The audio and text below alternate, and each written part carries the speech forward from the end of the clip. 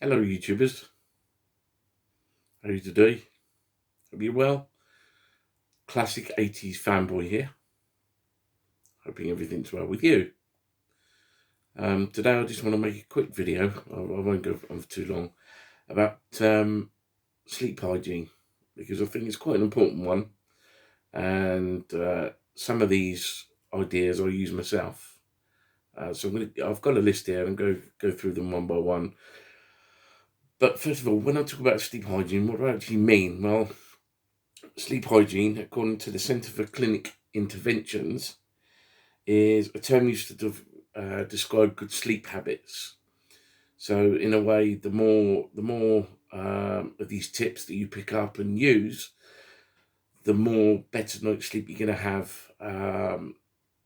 They do say on average you're supposed to have about 8 hours of good sleep per night, but I think this is a bit of a myth actually, because some people can last on 3 hours sleep, some people can function on 4 hours sleep.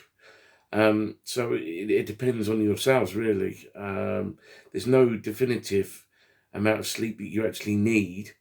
Um, they just say that you can choose your own. Okay.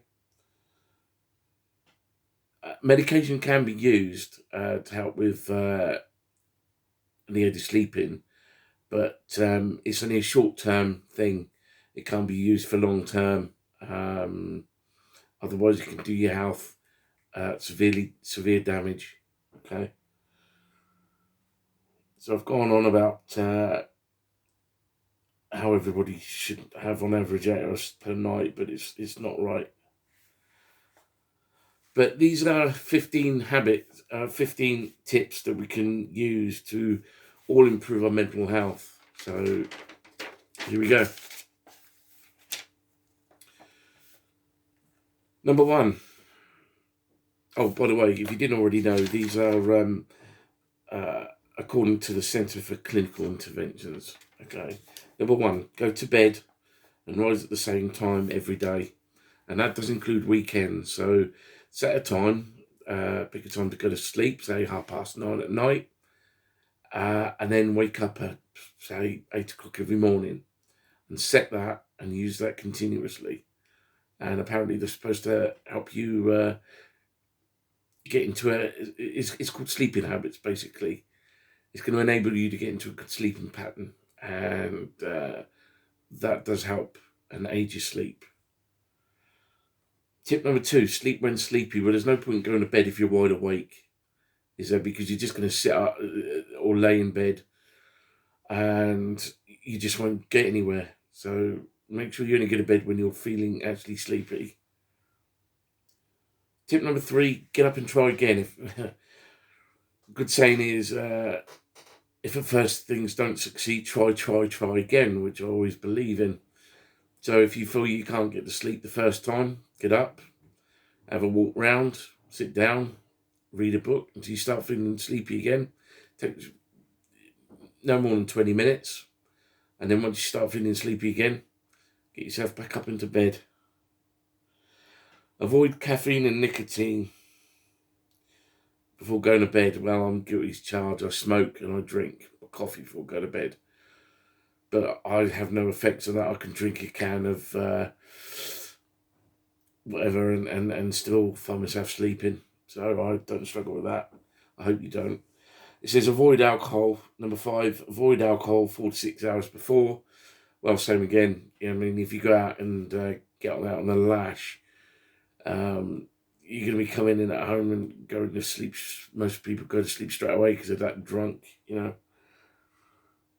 This is a good one. Number six, point number six, bed is for sleeping and sex. So only use your bed for sleeping and sex. Don't use it for reading or writing or doing work on. Use it just for sleeping and having sex on. Okay.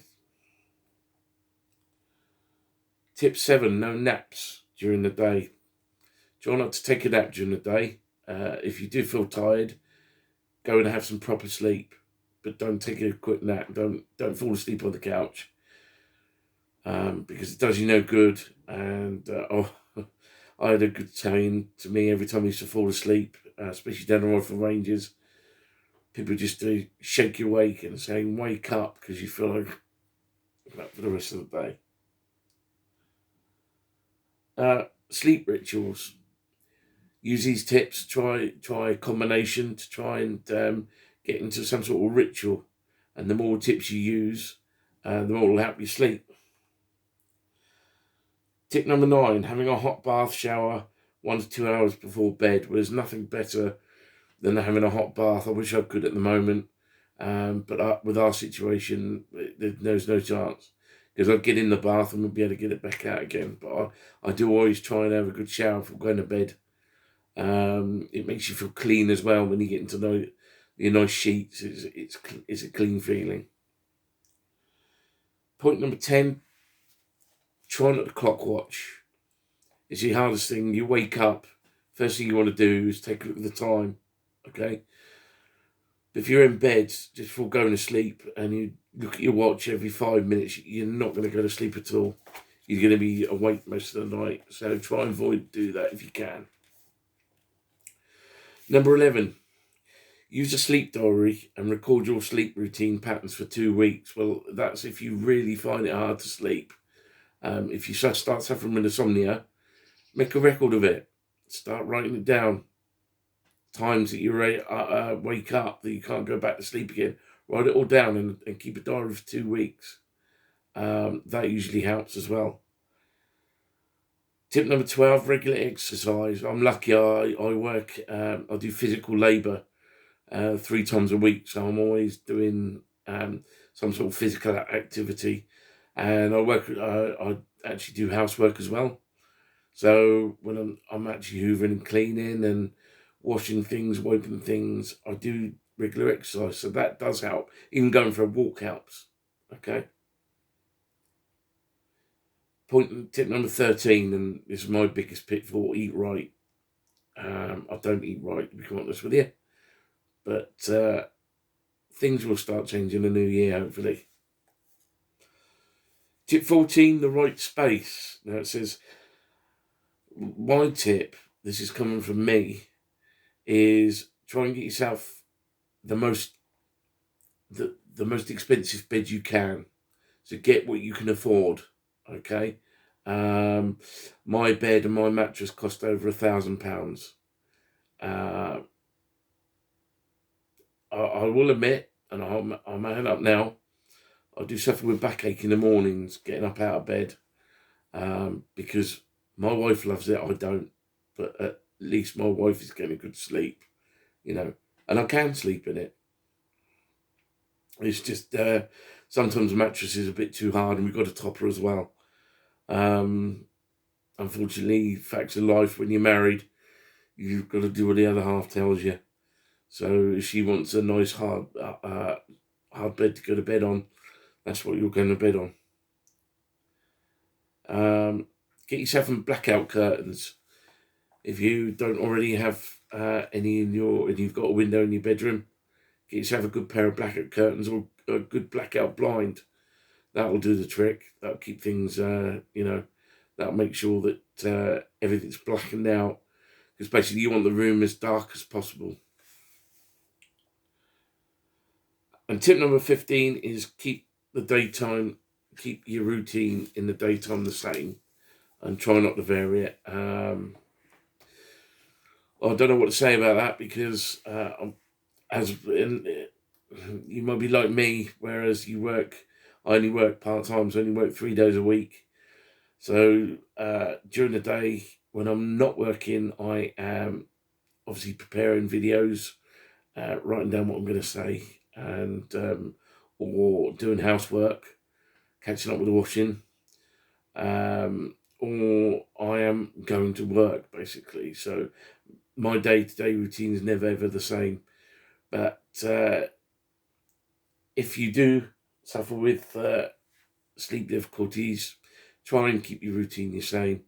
As I say, keep a diary up, and write down your thoughts and feelings, and hopefully that will give you a good night's sleep. All right. If you have any comments, please leave them down below, and I'll try to answer them if and when I can. Thank you for watching. If you look on the screen, you'll have a like button and a subscribe button.